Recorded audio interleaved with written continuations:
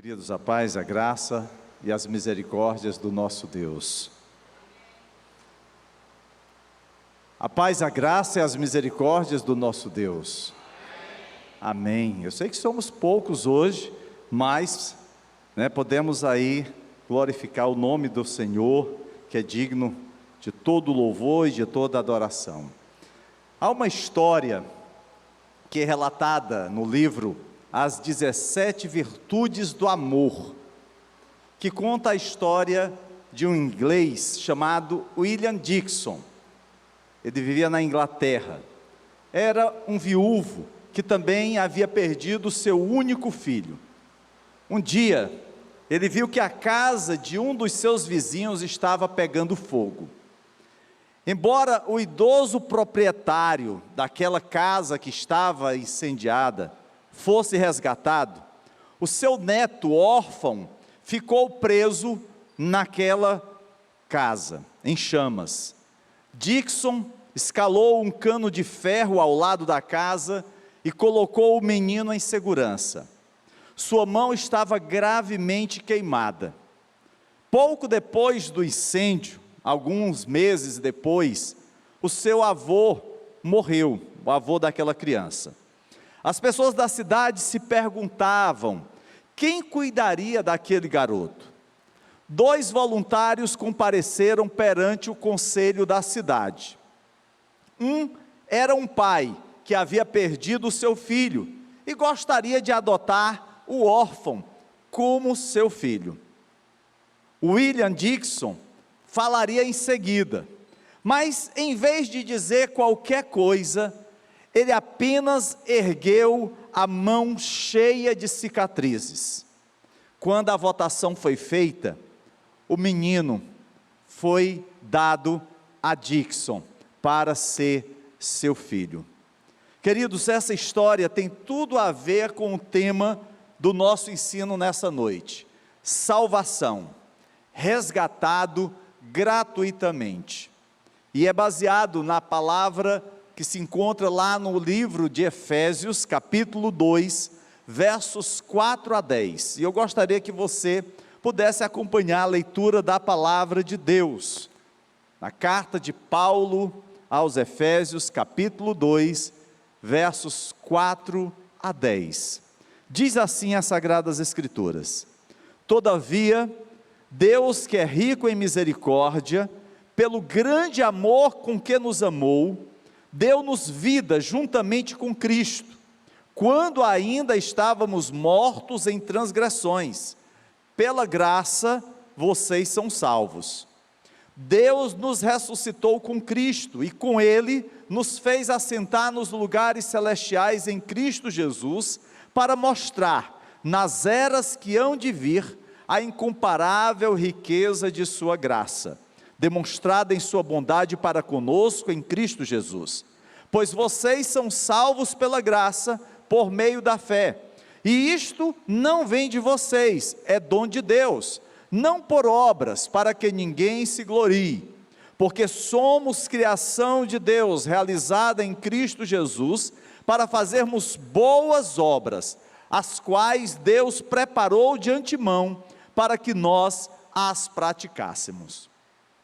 Essa passagem que nós escolhemos, ela vai fundamentar essa série de estudos que estamos realizando nas últimas terças-feiras com o tema Doutrinas Cristãs. E eu quero aproveitar para pedir a você que está nos acompanhando através do YouTube, para inscrever-se no nosso canal, acionar o sininho para ser informado de novas postagens, deixar o seu like, fazer os seus comentários e principalmente compartilhar essa mensagem com outras pessoas, para que outras pessoas possam entender o grande plano da salvação de Deus para a vida do homem. Aqui, queridos, nessas últimas terças-feiras, nós já abordamos outros temas relacionados a doutrinas cristãs: redenção, propiciação, justificação e reconciliação. Hoje, o nosso tema é salvação, resgatado gratuitamente. Aprendemos até aqui que todos os homens nascem em pecado, estão separados de Deus e condenados ao julgamento por causa do pecado. Cada um de nós era exatamente como o menino dessa história que nós acabamos de contar. Estávamos sem uma direção, não tínhamos perspectiva sobre o nosso amanhã, estávamos presos pelo pecado e obrigados a enfrentar os tormentos eternos do inferno. Nós precisávamos de um Salvador, alguém que nos resgataria da escravidão do pecado e nos livraria da ira por vir. E Jesus então, ele carrega sobre si o nosso pecado, sofrendo a ira de Deus, a ira que seria lançada sobre nós, Jesus toma para si, para que nós tivéssemos então a oportunidade de salvação.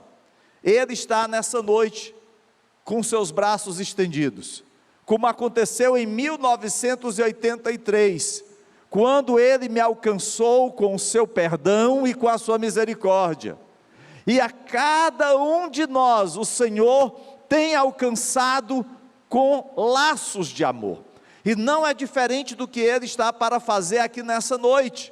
A você que nos acompanha, que ainda não confessou a Cristo como Senhor e Salvador, esteja certo, Ele espera que você dirija-se a Ele.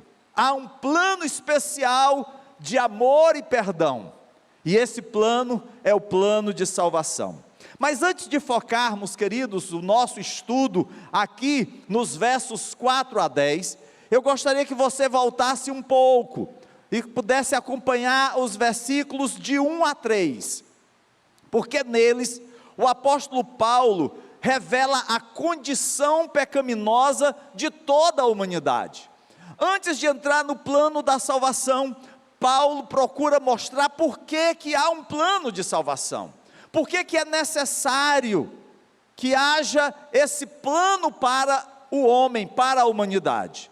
E ele passa a dizer então, a partir do verso 1, vocês estavam mortos em suas transgressões e pecados, nos quais costumavam viver, quando seguiam a presente ordem deste mundo, e o príncipe do poder do ar, o espírito que agora está atuando nos que vivem na desobediência. Anteriormente, todos nós também vivíamos entre eles, satisfazendo as vontades da carne, seguindo os seus desejos e pensamentos. Como os outros, éramos por natureza merecedores da ira. Paulo aponta algumas características que nos eram peculiares e que ainda hoje marca a humanidade. A palavra de Deus diz que nós estávamos mortos, e aqui é uma morte espiritual. Ele diz mortos nas nossas transgressões e pecados. Estávamos mortos, sem perspectiva de vida, nós não tínhamos esperança de uma reconciliação com Deus. Mas não somente isso, nós seguíamos a ordem deste mundo, nós não estávamos debaixo das bênçãos do Senhor, nós estávamos seguindo o príncipe do poder do ar, o espírito que agora está atuando naqueles que vivem na desobediência. Paulo está dizendo, olha, vocês estavam escravos de Satanás, vocês estavam subjugados pelo diabo.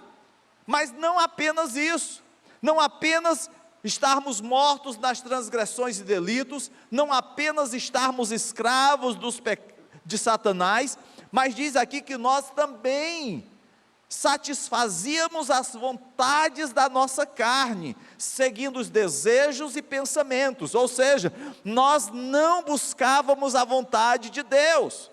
O que nós buscávamos era tão somente satisfazer a vontade da carne. Então essa era a realidade daqueles irmãos a quem Paulo estava dirigindo essa carta. Essa era a realidade de cada um de nós, e certamente é a realidade de muitas pessoas que ainda não conheceram a Cristo como Senhor e Salvador. Todos estão condenados por Deus por causa do pecado, E somente Deus tem o poder, o direito de julgar ou perdoar o pecado. Não há outro nome, não há outro Senhor que tenha o poder de perdoar, a não ser o Senhor. O nosso pecado causou separação e enfrentou um julgamento eterno, mas Deus escolheu fornecer um meio de salvação e reconciliação. Há um único meio, há um único caminho que pode propiciar a reconciliação do Deus vivo com uma humanidade caída. E é a partir dessa verdade, dessa situação escabrosa, dessa situação terrível, dantesca em que se encontra a humanidade, que o apóstolo Paulo, depois de descrever os horrores do pecado, ele apresenta a passagem de Efésios capítulo 2, versos 4 a 10, e que vai nos ajudar a entender a doutrina da salvação, porque é nessa doutrina, a partir dessa passagem, nesses versículos 4 a 10, que nós vamos perceber o dom, o poder, a promessa, o meio, o mérito e a ordem da salvação. Todos estes estão contidos nessa perícope. O primeiro deles, amados, é exatamente o dom da salvação.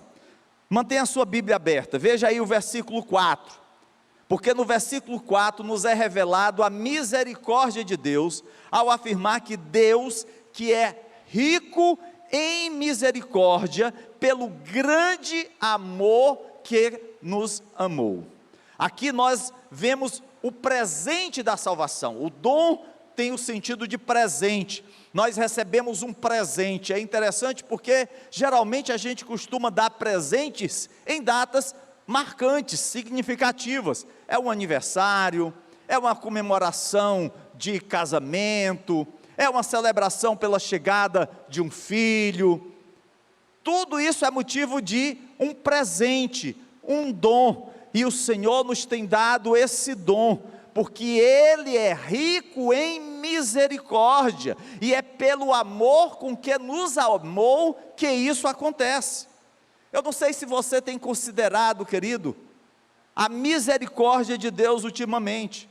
A misericórdia de Deus, ela reteve o julgamento que com razão cada um de nós merecíamos. Nós estávamos mortos nos nossos delitos e pecados. O que nós merecíamos era o inferno. O que nós merecíamos era sermos julgados e condenados. Mas a misericórdia de Deus nos alcançou. E o sentido de misericórdia aqui é de bondade, de boa vontade de Deus para miseráveis e aflitos pecadores. Mas não apenas a bondade. Essa bondade está unida com o desejo de ajudar. Porque às vezes você pode, por exemplo, se sentir condoído, triste, abalado, quando você vê uma cena, por exemplo, de alguém que está sofrendo a míngua pela falta de alimento, pelas consequências de uma enfermidade.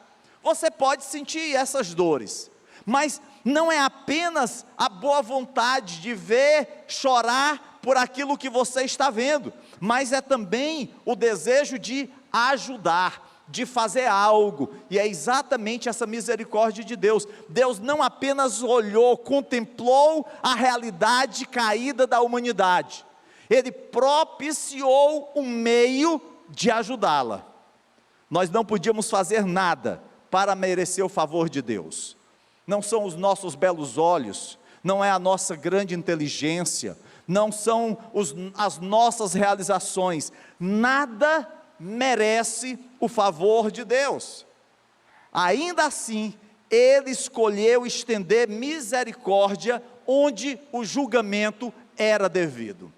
Aonde caberia condenação, Deus nos garantiu a libertação. Aonde nós teríamos a separação eterna de Deus, o Senhor nos garante a presença eterna do Deus Todo-Poderoso. Quando Adão pecou no jardim, Toda a humanidade herdou essa natureza pecaminosa, trazendo consigo inimizade contra Deus. É por isso que desde então, todo homem peca. A santidade de Deus deve ser alcançada se a humanidade tiver comunhão com o Senhor e desfrutar de sua presença. Não há como se buscar a santidade de Deus sem comunhão com Ele. O fato de sermos santos não é porque em nós exista algum mérito pessoal, porque as minhas boas obras me garantiram o título de santo. Não, o que me garante essa separação, porque a palavra de Deus, ela revela que santo é aquele que foi separado. No Velho Testamento, quando algo era santificado ao Senhor, como por exemplo, os itens que constavam no tabernáculo, era que aqueles elementos ali foram separados para uso exclusivo de Deus. Quando nós fomos santificados, nós fomos separados por Deus para uma nova vida, para um novo relacionamento. É o Senhor que nos santifica, é o Senhor que nos purifica, e isso acontece, queridos, porque Ele nos amou com um grande amor, um amor de Deus, o amor que é dado sem mérito, é um amor que é incondicional, não há condição humana que garanta o amor de Deus, não é algo que nós fizemos ou vamos fazer que vai gerar esse amor no coração de Deus. Não, esse amor é um amor que é oferecido sem limites ou preconceitos, diferentemente do nosso amor. O nosso amor muitas vezes é cheio de barganhas, o nosso amor muitas vezes é preconceituoso, o nosso amor é cheio de defeitos, porque às vezes ele é situacional, depende da situação. Quantas vezes nós não já ouvimos no gabinete casais que estavam em vias de separação, e o motivo é simplesmente um dizer para o outro: eu não te amo mais. Aquele tempo já passou, hoje você está envelhecido, hoje você não está tão bonita quanto antes. E aí, queridos, é a situação física que determina o amor, ou às vezes é a situação da renda. Você está desempregado, você já não supre as necessidades do seu lar como antes, já não consegue bancar as minhas idas e vindas ao shopping, a renovação do meu guarda-roupa. Esse é o amor condicional do homem, mas o amor de Deus, ele é incondicional, é Deus fazendo o que é melhor para o homem, mesmo quando não é isso que o homem deseja. Mesmo quando nós estávamos mortos em pecados, e toda vez que eu paro para refletir sobre tudo que eu recebi de Cristo, eu fico maravilhado.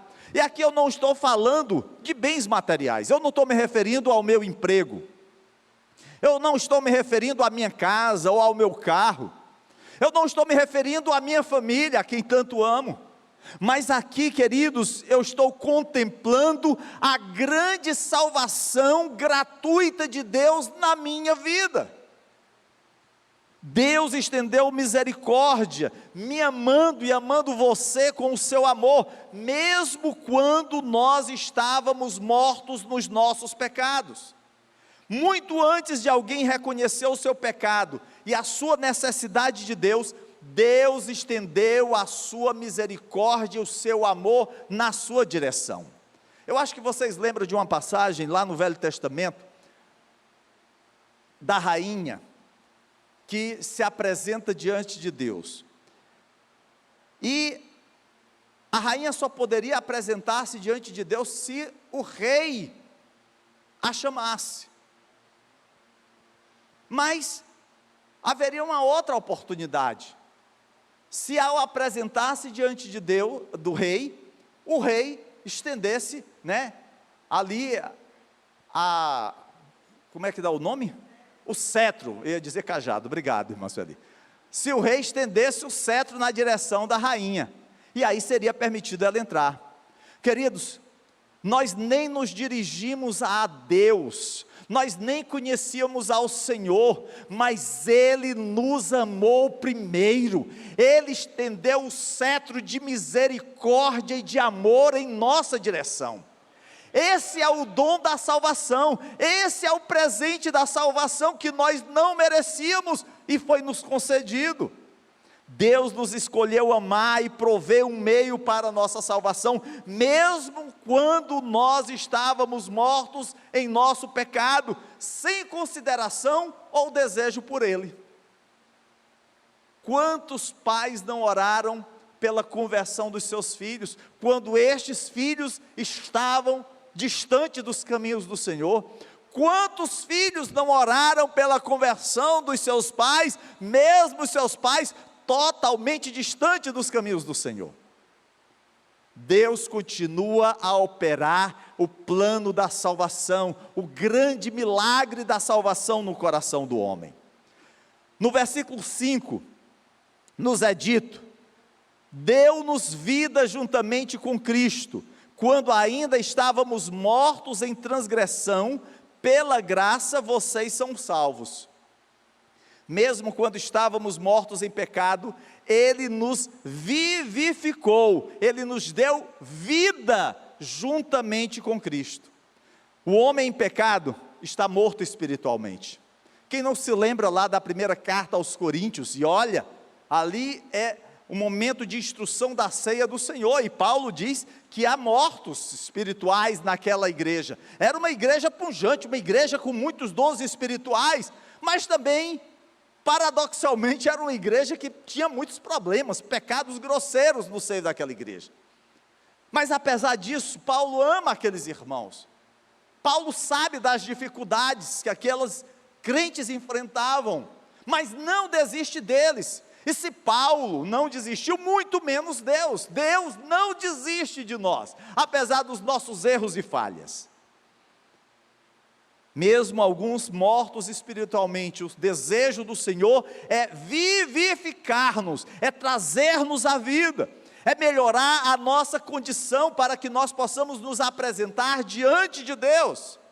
O Senhor é aquele que nos estende a oportunidade de uma nova vida, e essa nova vida se dá em Cristo Jesus. Deus em misericórdia veio a nós enquanto ainda estávamos mortos, oferecendo a salvação abundante e gratuita. Ele vivifica um espírito morto. É isso que literalmente quer dizer, deu-nos vida.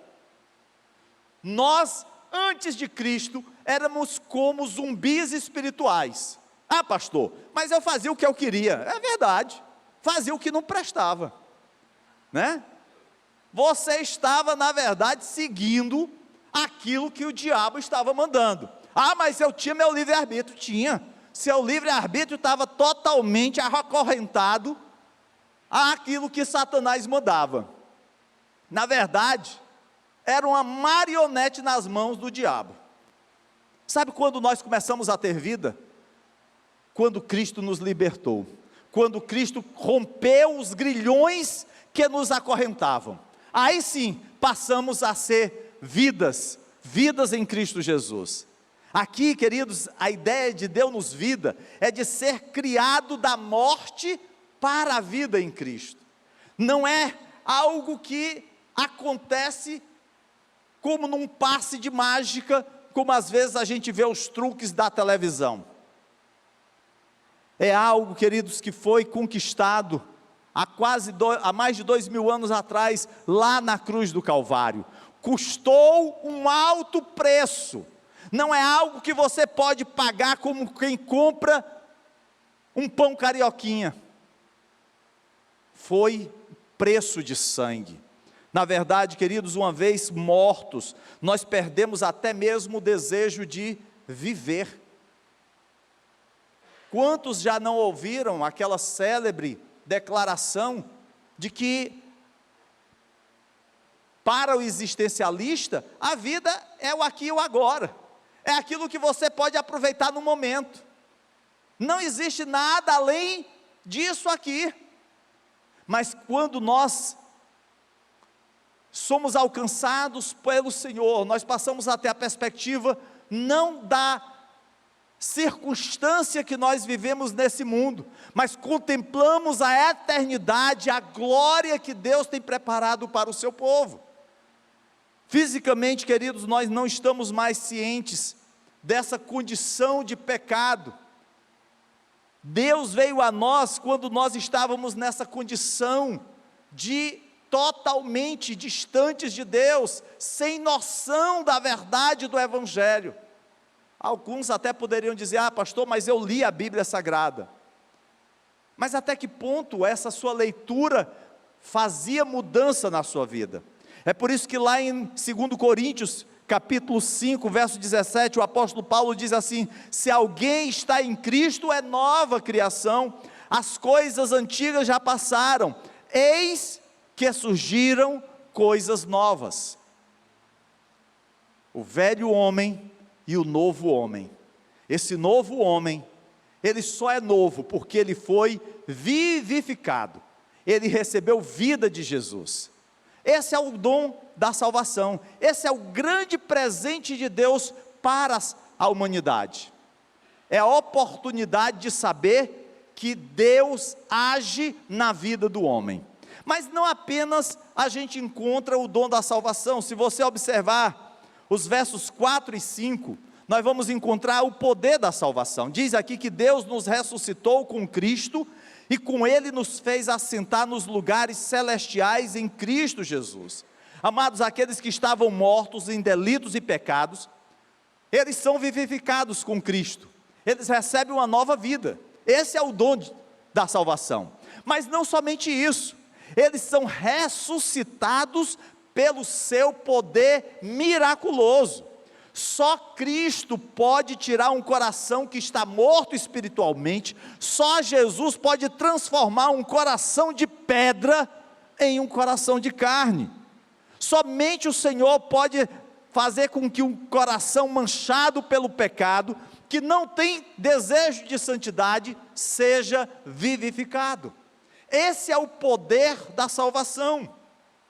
Nós encontramos vários relatos na Bíblia Sagrada, nos Evangelhos, de Jesus ressuscitando mortos. Mas aqui em especial, Paulo está falando da ressurreição, da morte espiritual, da situação como nós nos encontrávamos. É por isso que lá em Romanos capítulo 6, verso 4, ele diz: nós fomos sepultados com ele na morte por meio do batismo, a fim de que, assim como Cristo foi ressuscitado dos mortos, mediante a glória do Pai, também nós vivamos uma vida nova. Quando nós fazemos Cristo como Senhor e Salvador, nós recebemos o presente da salvação, que é o dom da salvação. E isso acontece pelo poder da salvação nas nossas vidas. Nós agora temos a perspectiva de uma nova vida, nós ressuscitamos com Cristo. Aí você pode dizer assim: ah, pastor, agora eu não estou entendendo, a ressurreição não só vai acontecer quando Jesus vem buscar a sua igreja? A ressurreição física, de um corpo glorificado, sim, mas querido, quando nós aceitamos Cristo como Senhor e Salvador, nós experimentamos um novo nascimento. É por isso que o batismo simboliza a morte do velho homem e a ressurreição de um novo homem, uma nova jornada, uma nova etapa. É por isso que nós não podemos, por exemplo, aceitar Jesus e continuar a mesma vida de pecado de outrora. Não há como ser discípulo de Cristo mantendo-se preso aos grilhões do pecado de antes. Vivíamos condenados por Deus, sem ter esperança. A nossa amizade era com os ímpios e pecadores. Não tínhamos esperança de vida além túmulo, mas depois da salvação, nós fomos ressuscitados em Cristo, e como diz aqui nessa passagem que lemos, sentado com Ele nos lugares celestiais. Não está dizendo que vamos sentar, mas que nós sentamos com Ele nas regiões celestiais. Olha só, Ele nos fez assentar nos lugares celestiais em Cristo Jesus. Há um lar no céu, amados, reservado para todos os salvos. Aqui, nesse mundo, nós somos apenas peregrinos, nós somos estranhos nesta vida, somos estrangeiros, separados do nosso eterno lar, mas por meio de Cristo nós nos tornamos herdeiros de Deus e de tudo que o céu oferece, mas não de tudo que o céu vai nos oferecer, mas de tudo que o céu nos oferece hoje. Estamos apenas esperando a ligação para voltar para casa. Quando essa ligação vai acontecer, eu não sei. Pode ser que seja hoje à noite. Ah, Jesus vai voltar hoje à noite?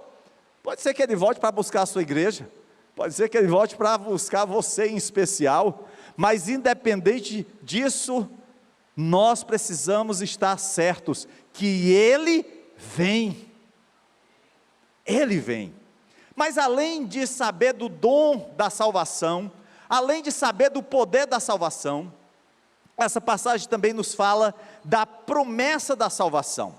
Veja aí, queridos, o versículo 7, diz assim: para mostrar nas eras que hão de vir, a incomparável riqueza de sua graça, demonstrada em sua bondade para conosco em Cristo Jesus.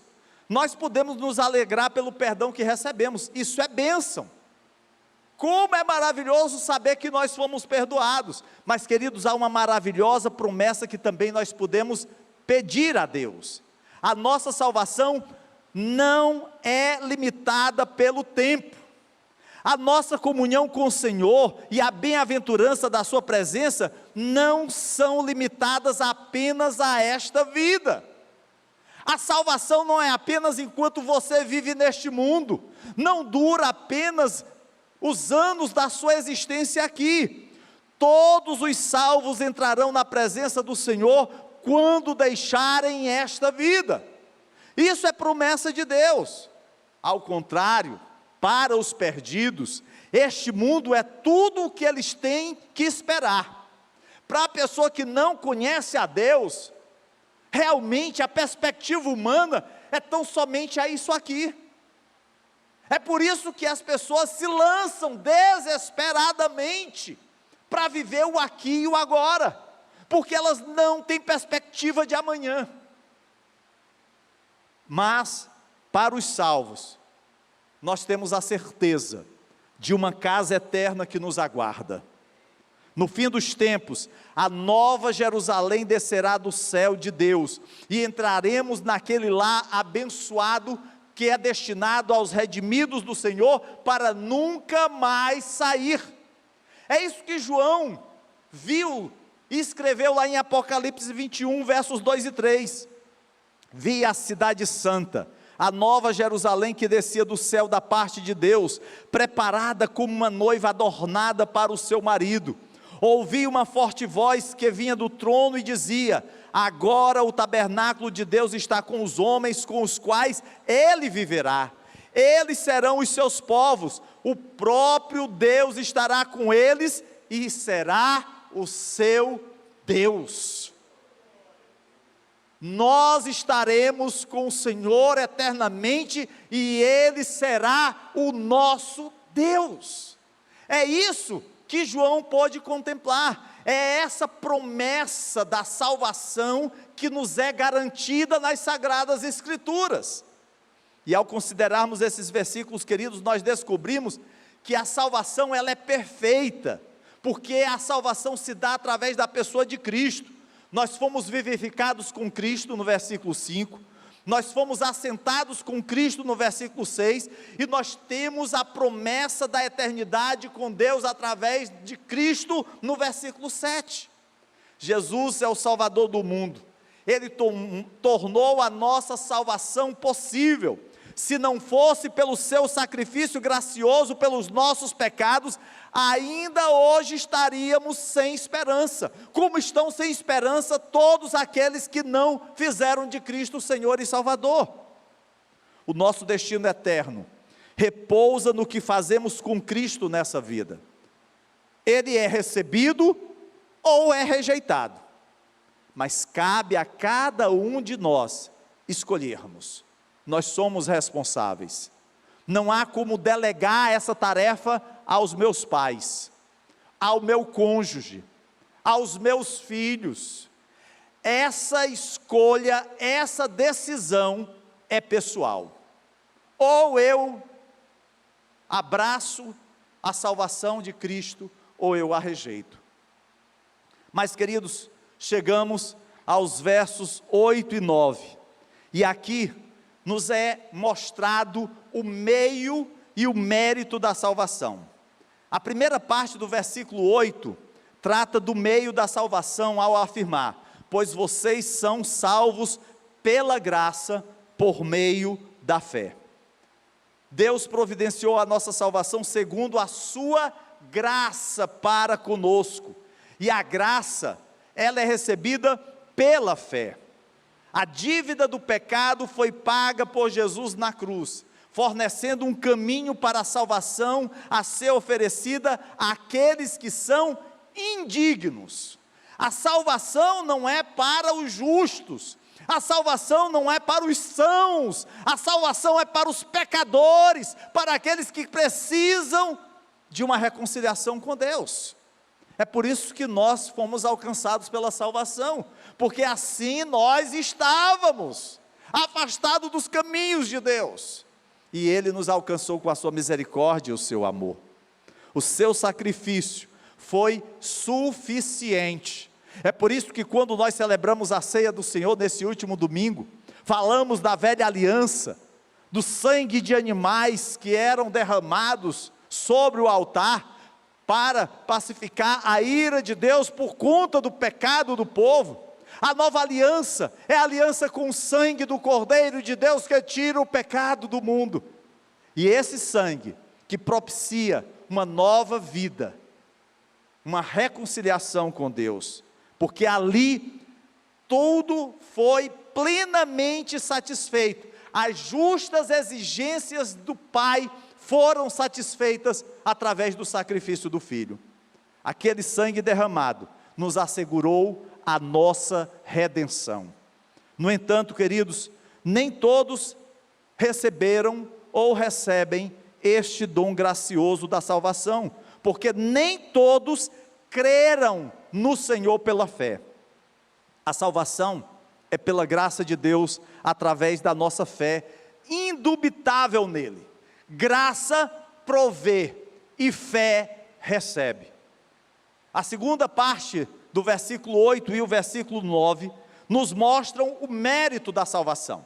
Se a parte inicial do versículo 8 fala do meio da salvação, o final do verso 8 e o verso 9 falam do mérito da salvação. Diz assim: isto não vem de vocês, é dom de Deus, não por obras, para que ninguém se glorie. Paulo enfatiza o fato de que ninguém é merecedor de salvação. Ah, pastor, mas tem pessoas que são tão boazinhas, pessoas que fazem tantas coisas boas, ajudam uns aos outros. A palavra de Deus diz que a nossa bondade é como trapo de imundície. Somos como sepulcros caiados.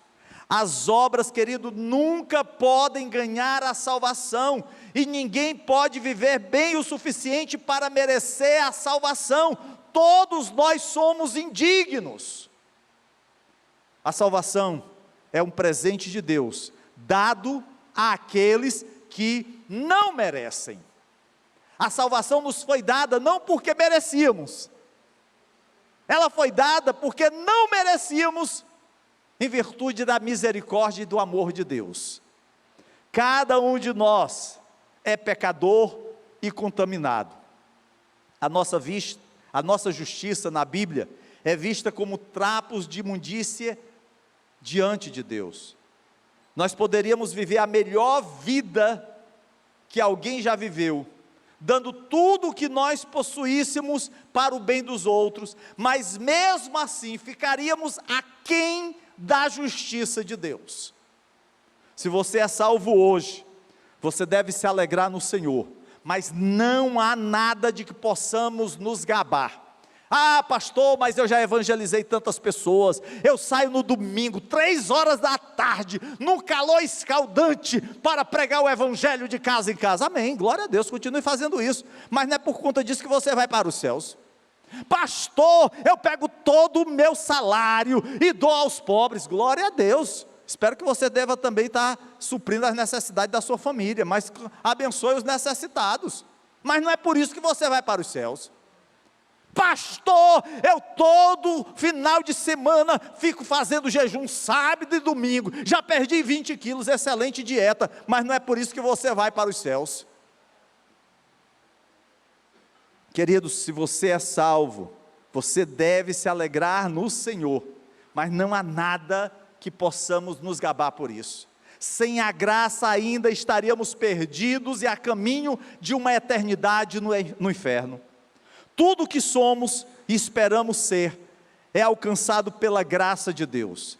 A nossa salvação é baseada em sua graça, não nas nossas obras. Na verdade, devemos louvar o Senhor porque a nossa salvação não é baseada em mérito próprio, mas em Deus. Se a nossa salvação fosse baseada em nós, queridos, se nós já somos soberbos, como é que nós nem pisaríamos no chão? Alguém tinha que levar assim um carrinho e a gente ia em pé e a pessoa ia só empurrando, para a gente não sujar os pés. Devemos ser gratos a Deus, não lidar conosco de acordo com o que merecemos, pois o salário do pecado é a morte, mas o dom de Deus é a vida eterna em Cristo Jesus o Senhor. Finalmente, queridos, nós chegamos ao versículo 10.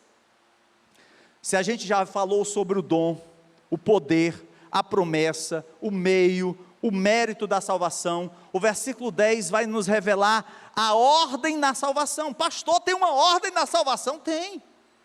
É muito comum a gente aprender todas essas outras coisas, acerca do dom, do poder, da promessa, do meio, do mérito, mas quando chega na ordem na salvação, aí a gente dá uma recuada. Será que não está para tirar esse versículo? Veja aí comigo o versículo 10. Porque somos criação de Deus realizada em Cristo Jesus, para fazermos boas obras, as quais Deus preparou de antemão, para que nós as praticássemos. Aí alguém vai dizer assim: pastor, mas você não acabou de dizer que nós não somos salvos pelas obras? Nós não somos salvos pelas obras, nós somos salvos para as obras.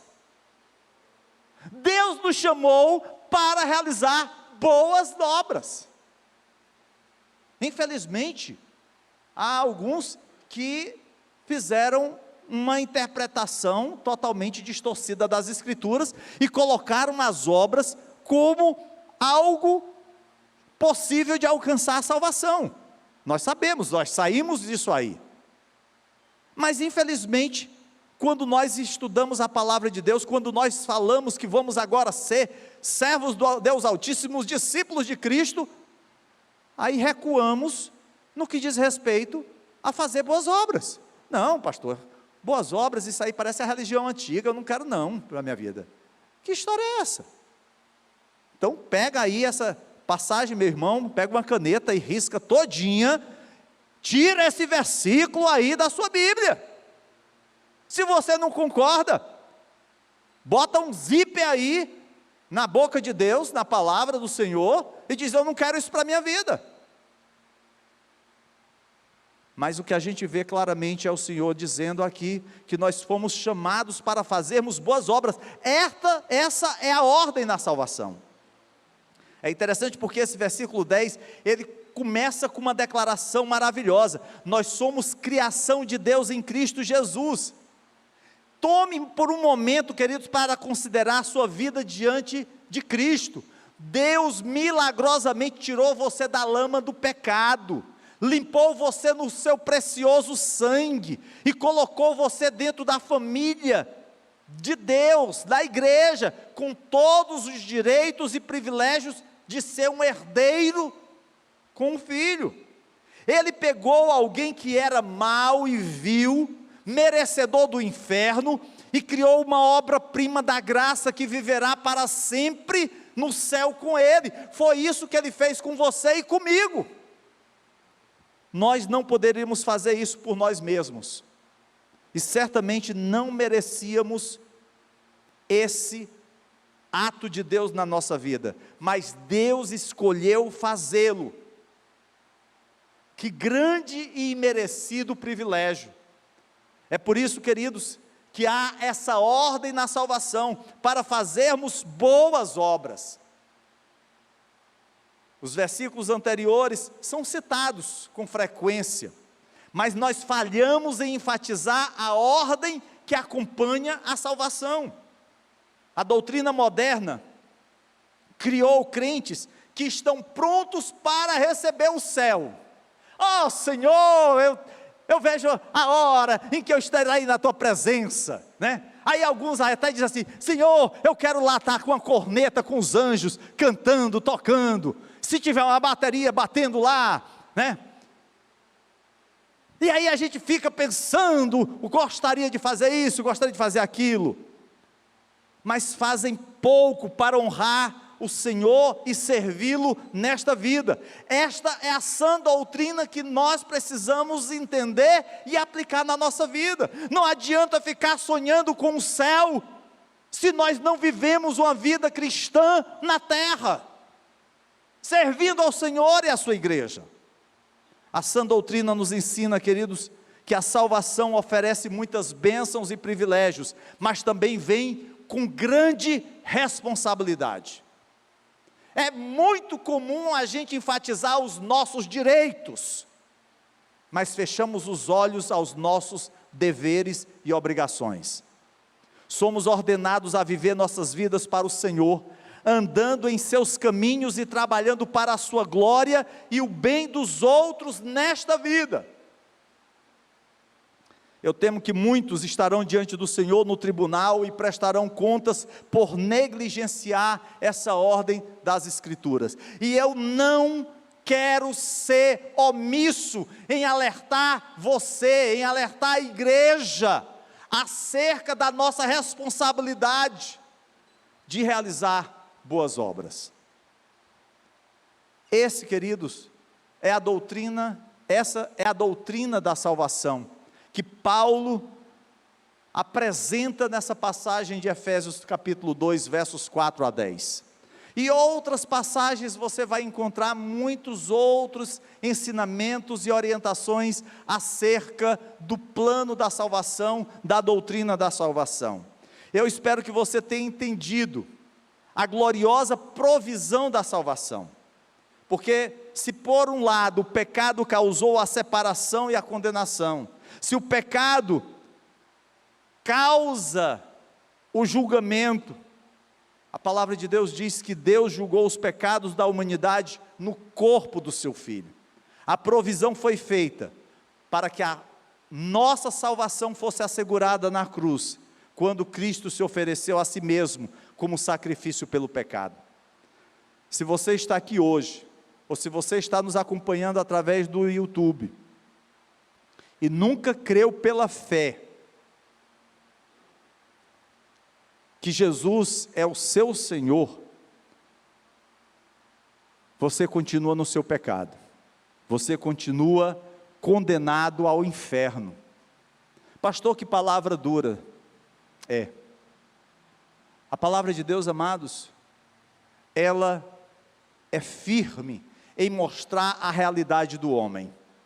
Enquanto o homem estiver se enganando e achando que dá para viver do jeito que quer, apenas de aparência, servindo a Deus, ele pode até estar enganando os outros, mas ele jamais vai enganar ao Senhor.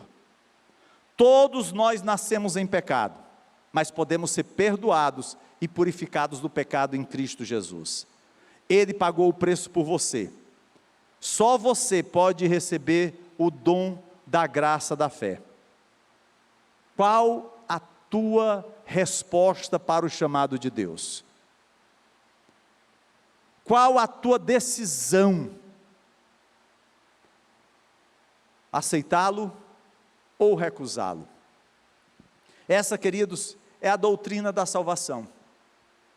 É o momento que, depois de nós entendermos Cristo como Redentor, de sabermos que Ele é a propiciação, de sabermos que é Deus que nos reconcilia, nós agora chegamos à salvação, o plano da salvação de Deus para o homem. E esse plano, ele se torna realidade na pessoa de Cristo, pois somente Ele pode nos assegurar a vida eterna, somente Ele. Eu queria orar nesse momento, por você que está aí nos acompanhando aí no YouTube, pela igreja que aqui está presente, para que Deus possa estar a cada dia trazendo à nossa consciência a doutrina da salvação, para que jamais esqueçamos que não é mérito nosso. Se não fosse o amor incondicional de Deus, se não fosse a graça do Senhor na nossa vida, não haveria solução para nós.